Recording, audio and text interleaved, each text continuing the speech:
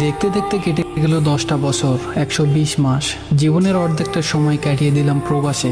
প্রথম যখন বিদেশে আসার নাম নেই, কত হিসাব কষেছে হাতের আঙ্গুল দিয়ে, আর বলতাম, মা তোমাদের সকল কষ্ট আমি দূর করে দিব। বিমানের ছোট্ট জানালা দিয়ে মাকে আরেকবার দেখার চেষ্টা করতাম, আরেকটু উপরে উঠলে নিজেদের বাড়িটাও খুঁজে দেখার চেষ্টা করতাম। প্রথম যখন বিমানবন্দরে এসে নামি, কাউকে চিনি না, ভাষাও বুঝি না। অপেক্ষায় ছিলাম 6 ঘন্টা। যে ছেলেটা বাড়িতে থাকতে সবসময় কাজ করত, সে দীর্ঘ 14 ঘন্টা না খেয়ে অপেক্ষা করছে তার কোম্পানি থেকে কেউ এসে তাকে নিয়ে যাবে বলে। সেদিন আমি বুঝেছিলাম ক্ষুধার কষ্টটা কি। একটা সময় কেঁদেই দিয়েছিলাম ক্ষুধার জ্বালায়। পরে একজন ভাই তার ব্যাগ থেকে কয়েক পিস বিস্কুট দেয়, তা খেয়ে কিছুটা ক্ষুধা নিবারণের চেষ্টা করলাম। অবশেষে কোম্পানি থেকে লোক আসলো, এসে একে একে সবার নাম ডাকলো, আমার নামও আসলো, কিন্তু সবার শেষে একটা ছোট গাড়িতে আমরা 15 জন লোক বসলাম, যেখানে বসার আসন ছিল মাত্র 8 জনের। একজন আরেকজনের উপর নিচ হয়ে বসলাম। ভাবলাম, বিদেশের মানুষ মনে হয় এভাবেই বসে। রাত তখন 11:30। আমাদেরকে একটা বাড়ির সামনে নামানো হয় আর বলে সিঁড়ি বেয়ে 7 তলায় উঠতে হবে। 2 হাতে লাগেজ, শরীর ক্লান্ত, তবুও মনের জোরে উঠলাম। ভাবলাম, বিদেশের মানুষ মনে হয় এভাবেই উপরে ওঠে। আমাদের 15 জনকে এক রুমে রাখা হলো, যেখানে হয়তো কষ্ট করে হলে 7-8 জন ঘুমানো যেত, সেখানে আমরা 15 জন। তারপর ভাবলাম, বিদেশের মানুষ মনে হয় এভাবেই ঘুমায়। অবশেষে কোম্পানি আমাদের জন্য রাতের কিছু খাবার কিনলো, কিন্তু আমরা কেউই সেই খাবার খেতে পারিনি।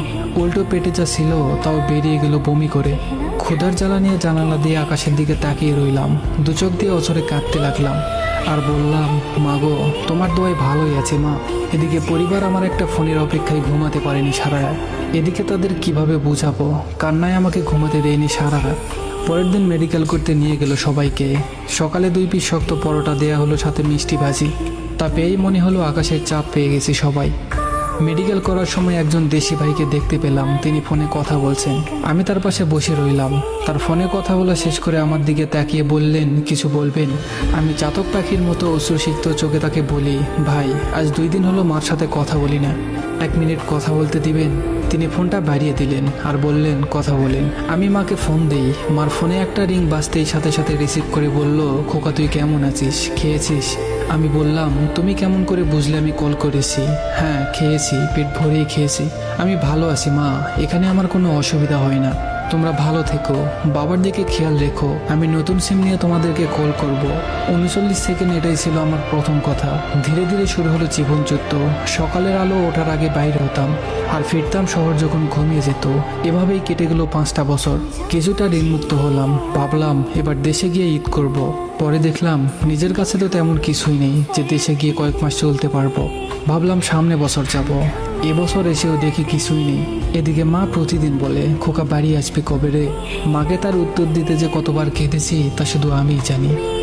আমাদের মধ্যবিত্ত পরিবারের সন্তানরা অনেক স্বার্থপর হয়, অনেক গুছিয়ে মিথ্যা হাসি দিতে পারে।